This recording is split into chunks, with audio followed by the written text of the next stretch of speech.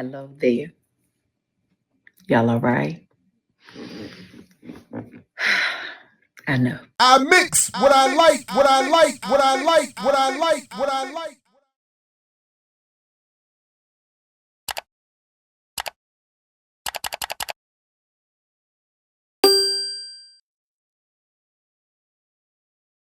1.6 trillion in buying power. You have a lot of power. Use it. I really enjoyed the discussion we had on Saturdays with Renee today about this idea and approach, and the idea, the sort of fallacy around the power of the boycott, and of course the buying power claim. And as we're going to look at in a moment, it's worse. The buying power claim is getting worse. But the latest Nielsen report, actually, as bad as it is, has revealed itself. So we'll get to that in a minute. But this, again, recirculating idea is I mean, it's powerful in the ability of the propaganda to continue to and the ability for it to circulate and regurgitate itself. But if folks think that you're going to boycott and impact Target or any other of these, you know, internationally owned conglomerates of private equity, you're missing the point. And the idea that the $1.6 trillion one exists in the way that people think, and that it can be organized. So someone in my comments recently accused me of being a broken record on this issue, and of the myth, calling out the mythology. And in part I agree, but part of the point and part of why I've become focused on this over the years is, at least one of the reasons, is because of the persistence of the messaging, and with its increasing ubiquitousness. So of course there's going to have to be some level of a broken record. And then this is the one I believe that was brought up on the remix and has been sent to me all over the place, and I'm sure you've all seen it. But Hello there. Y'all all right? I know. It has been a tough week, right? And baby, it's been a tough 2025, and we are still in January. But I know many of you are asking and have asked and sent me messages about the recent DEI announcements at Target as well. And as disheartening as it is for me, I'm not the only one affected by this, right? It's for everyone who is a woman-owned business, minority-owned businesses, Black-owned businesses. It's for so many of us who work so very hard to be placed into retail, to finally be seen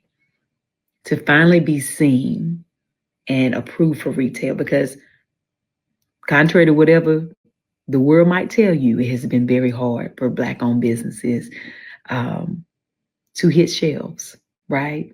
Which is why it's such a big deal when we do finally land inside of retail. So it is definitely heartbreaking to feel unsupported, right? However, I am in business in multiple ways, with Target, with Walmart, and Amazon. what does that mean? Right? I sell Donna's Recipe, my hair care products, right? Are on Amazon. They're also in Target. And of course, I have a huge partnership with Target. I sell my seasonings at Walmart. I do business all over, just like many other people. And what I can tell you is, if we all decide to boycott and be like, no, we're not spending no money at these organizations. Listen, I get it. And if that's how you feel, honey, I 1000% get it. but so But many of us will be affected, yeah. and our sales will drop. Our business will be hurt. And if any of you know business, it doesn't just happen overnight where you can just go take all your stuff and pull it off the shelves. There's a process, and then you got to. So of course she's being truthful that when you impact the ability for Black entrepreneurs to sell their wares through the consolidated, gate kept exchange places of exchange, be they literally, the crypto exchanges, or in this case, Amazon or Target, or big retailers and shippers, of course they're going to be negatively impacted. But that's because of the reality suppressed beneath the mythologies of Black capitalism, that there is no such thing as an independent, segregated economy. So Monday morning on the show for Black Liberation Media, you'll see an interview that I did actually earlier today with Mike Africa Jr. about his book On a Move, uh, and and unfortunately, this comes up a little bit in that discussion. There is a tremendous amount of misunderstanding about the relationship we have to the economy and what claims of an independence actually mean. Because remember, part of the claim of Black entrepreneurs is that supporting them is about liberating and sovereignty and independence and a circulating Black dollar. But we see how quickly, in this case, again, that mythology is exploded by the fact that she's reliant upon Walmart, Amazon, and Target for sales. And she's saying that as people consider boycotting, as another demonstration, as we just saw a minute ago, of what's supposed to be our buying power and the ability to impact these retailers to treat us correctly. She's saying here, as a member of the Black capitalist entrepreneur attempted bourgeoisie, to say that you're hurting me. And of course, that's correct. So it's not the dollar that circulates, it's the illogic of a Black capitalism and a capitalism that circulates and recirculates and doesn't make any sense. Like, where you gonna put it? You got to have a place to store it. That's money, right? You got to have another place to sell it, which is almost impossible sometimes. And even if you sell online, it's a process when it comes to business. And everyone does not have the funds or the means or the availability, the space to house their own products, right?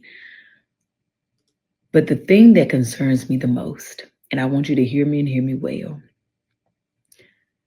if we all decide to stop supporting said businesses and say, I can't buy nothing from there, even the businesses who were affected by the DEI ban, right? Is this What Lucas that already? does is you take all our sales and they dwindle down. And then those companies get to say, oh, your products are not performing. And they can remove them from the shelves and then put their preferred businesses on the shelves. And then what happens to all the businesses who've worked so hard to get where they are? Then what happens, right? Now I know that something that could solve it is ownership of these big corporations, right? It's a long way to go there. There are amazing companies like the Village Market in Atlanta, right, who support small businesses. And you can go in there and there's some amazing things that you can buy. But it's one store and it's very small.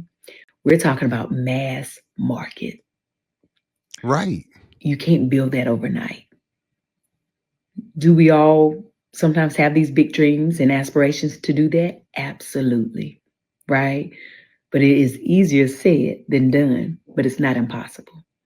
But until then, and in order to get So it would, I mean, but it is impossible. The reason there's only one Walmart, one Target, one Amazon is because whites have been removed from the competitive marketplace as well. The idea, again, that Black people are going to coalesce when entrepreneurs can't even keep their stuff on the shelves in these stores and somehow replace an Amazon or compete with a Target is again part of the mythology here. And again, it sounds like the shifting of the goalposts of the Black entrepreneur's argument. Because I don't often hear Black entrepreneurs saying, support me and us so that we can eventually build exchanges that will take the place of this, that, and the third. And if you go back to when we were talking about Du Bois and his discussion of cooperatives, that's exactly what he was talking about. He was talking about Black people pooling their resources and the products they produce and creating the grocery stores and the marketplaces that would be what is the equivalent to today's Walmart, Target, and Amazon. But he realized, as he said, and why he ultimately defended and called for socialism is that there is no ability to cooperatively pool resources that from a colonized community that are going to match and outweigh the resources of not just a white American ruling elite, but their global investors and private equity funders. So she's pitching another form of a fantasy on as a way of encouraging people not to boycott and to go back to the stores and buy her products. Get there. We unfortunately have to play the game. And she's again talking about And it in playing with the that game, language of collectivity and community. But it's simply a call for the Black entrepreneurial class to get more of or to retain the relative spending that Black people are able to make and produce. But look how tenuous the situation is. It's immediately threatened. we got to be smarter than the ones who think they're in control. Okay? And I say that to say, don't allow a trying to be mindful with how I say this because I want God to give me the right words, but don't allow foolishness to take us into separation um, and weed us out. Do you understand? Because sometimes that's what they want. Yeah, you're saying don't boycott so that my business gets taken out of the stores and I lose money. And to keep you wedded to that idea, I'm promising some collective benefit to you supporting my business. And it's just, you know, for instance, I personally would be far more moved and willing to spend money on her products, even if I don't need them. If, for instance, if she and others were more honest about the situation, use your position to explain how the economy actually works and what is and is not your potential, as opposed to pitching yet one fantasy after another, misleading the audience intentionally or not. And in times like this, they're telling us that. Okay? So as frustrating as I listen, as frustrating as the whole situation is, as frustrated as I am, as all of you are, we still got to be smart. Now, you can still go into those stores if you choose to and buy specific brands that you want to support and let the other things, right, not get your money. So go in and find weed through everything, just buy my stuff and leave. But be very specific. There's so many women, Mm. right, that have worked hard to be a woman-owned business. Donna's Recipe is women, two women, me and Gina Wu is my business partner. We are self-funded. We're self-funded. And we are on shelves in limited doors at Target, right? Other companies, right? There's a Black History Month is coming right now, and all of these brands are about to be showcased, some of them for the first time. And of course, they would do something like this right now, but they still need their moment. They still need our support. Only if you feel like you can and are willing to. I ain't telling you what to do. I'm telling you what, as a business owner, what we still need until we can get to another place, right? Uh, and I don't know when that other place will be. I know. So think of it, listen again. Think of the focus. If you watched Renee's show this morning, think of the focus and the comparative focus. Renee brought up the point that Al Sharpton and others are calling for a boycott where we would boycott Target and support with our spending Costco that has a better DEI relationship. And we'll see if they have a relationship with the National Action Network.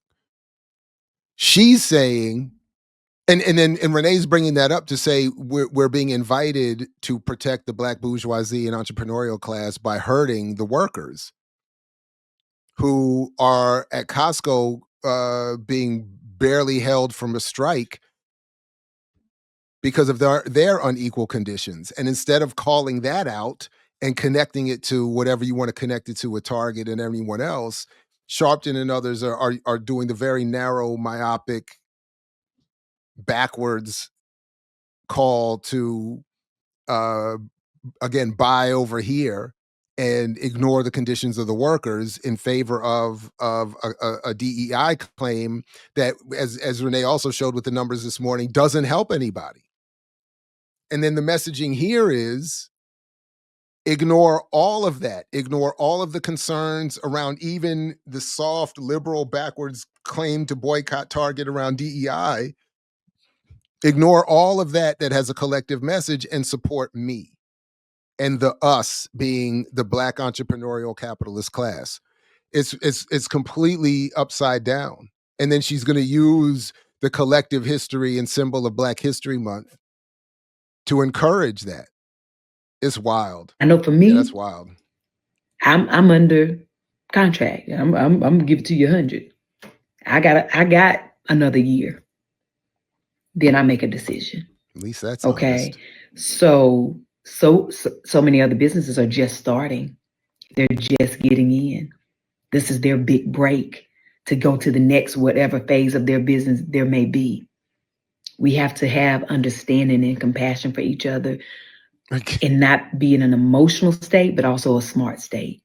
Because if we start doing the I'm not shopping there, and it's our businesses that are in there, that's their way that they will clean us out and replace us and say, well, your business is not performing. That's what people want. We can't give them what they want. Wow. Okay. I hope that this is making sense for somebody. Yeah. And I know it's a long video and I know somebody might not listen to the whole thing, but this is the truth.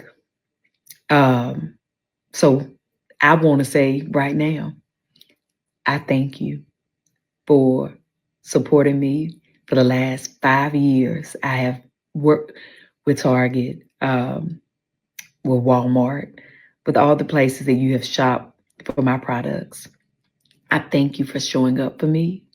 I thank you for supporting me. When you did, I thank you for showing out for me. Um, and if you choose not to anymore, I understand that. And I still thank you and I'm grateful. But if you've heard anything that I've said today, if you still choose to show up for me, I thank you. But also showing up for others. We in it together. Okay? But either way, be clear. I understand. All right? But remember this, if you don't remember nothing else, let's not give them what they want. Don't give them what they want. Okay? Don't let them take us off. So, but what they want is for people like her to keep people financially illiterate by promising financial literacy and entrepreneurialism as a solution. They want that. So if we're to actually actually deny them what they want, we would continue to not shop, not fall for the trick of a collective message in a very private entrepreneurial or a very private entrepreneurial message packaged in a very collective presentation. We would not listen But what she's saying is what they want is to stop black business. No, they don't have a problem with black business because black business doesn't hurt them, doesn't threaten them. It makes them money and gives them the symbolic cover of supporting black people. Off of shelves. Don't let them erase us. Numbers don't lie. We're needed. Our money is the dollar that really, really counts. That's not Okay? true. Unless the argument is our dollar is what counts in helping suppress radical consciousness, but it's not the idea. I can't even remember now that one of the last discussions of buying power that I did when I showed everybody the numbers of Latinos and Asians and the collective buying power of so-called people of color. It never mind whites. Even if it were real, which it is not, it doesn't it doesn't equate to something that is necessary in the way that she and others are claiming. Y'all gonna about y'all business. Know that I love you and have the most amazing Well, day. she really can't stop But the even if video you though. can't have a good one, See, she can't don't you dare stop. go messing up nobody else's. Yeah. I'll talk to y'all later. Yeah, don't mess up her good day because you're having a bad one. But let me show you why there's still, or at least one of the reasons why there's so much confusion. There is a new, Nielsen is back at it. Nielsen is back at it. So I went and downloaded the new report that there's been a lot of discussion about engaging black audiences. But this one, everybody, this one is it. This is it. And I should have done more to promote it. So this is the Nielsen report. It comes out all the time and it gets referenced directly or indirectly all the time for what it says about buying power and black people's impact on the economy, engaging black audiences. Again, we could start with that title, How Brands Impact, Grow, and Win with Inclusion. So it's not saying teaching black audiences how the economy works. It's not saying teaching and engaging black audiences with an accurate understanding of the economy. That's not what it's doing. It's saying it's a report targeting people maybe like the entrepreneur we just heard from, but people generally with a little more of an ad budget with the Diverse Intelligence series.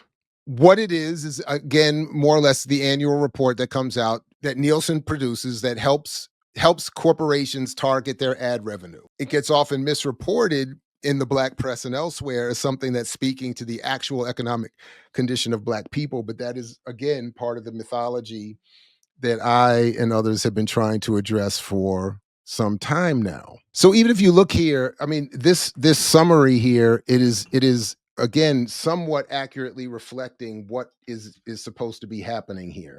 That is it is a discussion of advertising, not of economic analysis. As she says here, advertising is more than reach, it's connection. Creating connections requires advertisers to truly understand their consumers, who they are, what motivates them, how they consume media, and what will push them to purchase. All this buying power stuff is about pushing black, in this case, black consumers to purchase. Not because why? Because the economy is 70% consumption. Consumption drives the economy. And as we're putting this slowly as I'm putting this slowly together, or yeah, part of the grand plan from the Nixon types for the last 50, but really 100 some years now, is to replace black strategies for freedom that might include, again, radical politics, political organization, movement, and more, to entrepreneurialism. But again, the point being, if black people are buying, they're not being a threat. So this is just an update of selling the Negro. The right data is critical to support customer-centric strategies that check our assumptions and lead with the facts. Measurement of real people amplified by large data sets will be essential for brands to understand audience identity, build connections with those identity groups, and ensure long-term brand health with their target consumers, pun intended. Okay, so this is what this is about. This is about, and this is why Charlene Polite Corley is hired by Nielsen. And if you follow me long enough and paid enough attention to enough of these videos, you see that the woman she replaced was at one point suing Nielsen for their own discriminatory practices against Black people, which was kind of funny in a you know. But the point here is that she's supposed to be helping Nielsen produce reports that they are paid to produce the, to help corporations market and attract Black consumers. This is not meant to help Black people understand their relationship to the economy. So it's just a whole bunch about how do Black people watch TV, spend. I could put a link to this. You could fill out the little form yourself and get the free, download. They just want to accumulate your data. How much time Black people spend on social media, this, that, and the third. And we're slowly top 5 sources for recommendations and advertising to buy products. YouTube is way out in front still. For all this discussion of TikTok, nowhere, still not close to YouTube in terms of moving products. But we're about to get to the coup de grace, as Fred Sanford used to say. And this is for me, when I saw this was what I really just wanted to rush to get to, because the rest of the report is pretty much boilerplate and what they've been, and I've been covering here for a long time. This one strikes me as relatively new. I don't remember this being in previous reports this way. Top 10 ad spenders on Black-owned radio. And I know this is saying radio, but I would argue that it is no different than what we would see if they were to break this down for other media outlets. One of the reasons why radio is still measured is because, of course, Nielsen has a long history in measuring radio. And at least from the perspective of marketers, radio is still important. I'm going to make the argument for the moment that radio remains important and is a marker for how advertisers see the diffusion of their ideas. So that what might sort of start with radio might be also reflected in other areas of the media environment. And what I think is so important about this is that the number one industry last year in terms of ad buying in Black targeted radio, or Black owned radio rather, was business and consumer services. Business and consumer services. Message! Up 17% from the year before. And why I think that's important is because I think that speaks to, and again, I haven't done enough to follow up to make a more definitive or science-driven claim per se. But what I think that this speaks to is what I've been trying to say for a long time now, in terms of even when I was trying to do my cryptoganda stuff around how the narratives around cryptoganda being a saving grace get distributed to Black audiences, and a lot of it having to do with the so-called financial literacy community and all of its misrepresentative claims, or claims that misrepresent what's going on.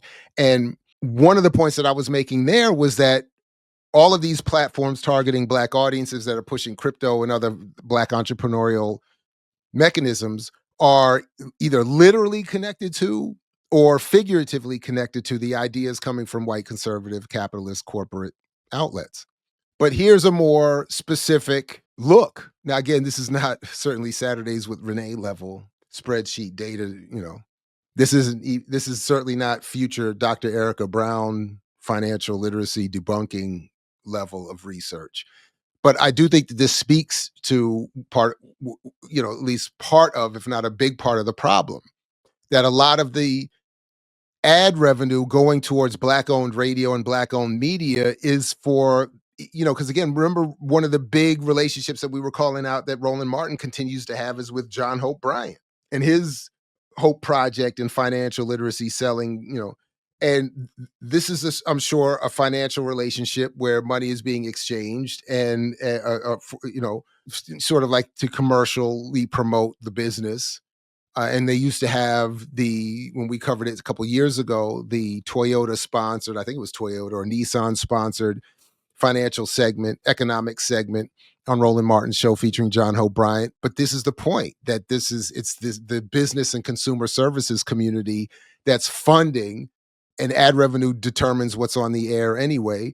and they're funding a lot of these outlets. So of course you're going to get a whole bunch of business and entrepreneurial financial literacy promotional claims. So a lot of the messaging that comes out, first of all, certain forms of economic analysis will just never be there.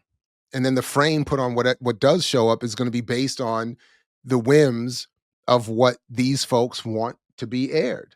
Entertainment and amusements, retail, pharmaceuticals, auto industry, insurance and real estate, that's not going to help. So this is, and this has a lot to do with what kinds of content end up on the air. So that to me is, again, almost more than anything, that to me is the Message. and proves again. Oh, by the way, I'm sorry. I forgot to do what I forgot one part. That's what I meant to do. Let me just show you this real quick because it's even worse. Because by the way, the claims around buying power that they're now saying, I'm sorry, I skipped this part. This was supposed to be what I was going to share. So I was so excited to get to what I think, because I think that's a big reveal. I actually think that that's them telling on themselves without meaning to, perhaps. But here again, the claim is estimated buying power in 2026. This is so in my buying power alerts, I got a bunch of emails today and yesterday about this claim. Black buying power is going to be 2 trillion, 2.1 trillion, 2 trillion, 2 trillion. Estimated buying power, because again, the Selig Center, which is their cited source, in their own reports, as I've pointed out, they themselves say these are all estimates and projections. These are all estimates and projections. But their source here is the Selig Center again. So again, whatever fantasies I might have at one point had that I'm gonna write this book and I'm gonna do a second edition, and it's going to force them. Blah, I don't know what I was. It doesn't matter. They're right back at it. Nielsen is right back to using the Selig Center, who is still producing these completely misunderstood and misrepresented reports. And nobody's going to bother to check that. Okay, we're getting the Selig Center again. Well, what is the Selig? How does the Selig Center? What does the Selig Center say about these reports? What is it supposed to mean? And just to show you a little bit of more of what I'm talking about here, because this came in the same Google alert. Black enterprise right away. Report: Black consumers have $2 trillion in buying power. And what are they referencing? Nielsen. And what did we just see? I just showed you. This is the report I was just showing you. And what is Nielsen getting it from? The Selig Center. And by the way, as I meant to point out, there's no footnote.